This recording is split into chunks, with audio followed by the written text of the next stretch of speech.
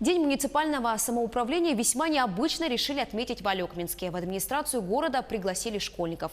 Ребята познакомились с работой чиновников, рассказывает Елена Фаст.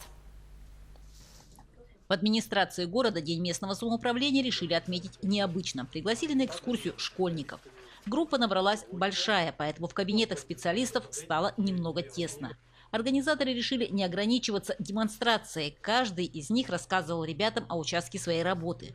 Задача не из простых – попробовать развеять стереотип о чиновнике, который целый день сидит в кресле. Для того, чтобы стать муниципальным служащим, надо иметь определенные критерии.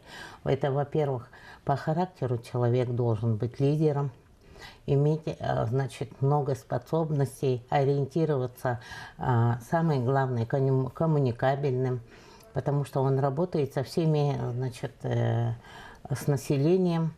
Кстати, порою приходится действительно посидеть. Любой проект, бюджет требует пристального внимания, и прежде чем идея воплощается в красивый объект, необходимо провести огромную работу.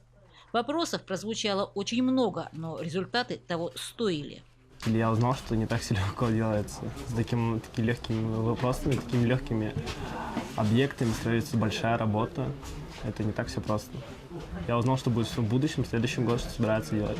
Все. А вот до этого какие были представления о муниципальных служащих? Я не особо так думал, но, как сказать...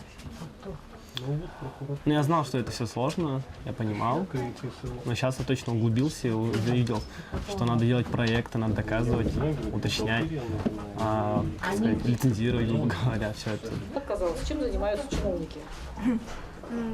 Ничего не делают и сидят просто, наедаются. Денег ждут? Да. А оказалось, у вас изменилось мнение сегодня? Да. Политика сложное дело. Ребята оценили такой подход. Возможно, этот день изменит много в их отношении не столько к местным властям, но в целом к статусу, авторитет которого можно поднять лишь работой и результатом. Елена Фаст, Максим Копылов, Алекминск.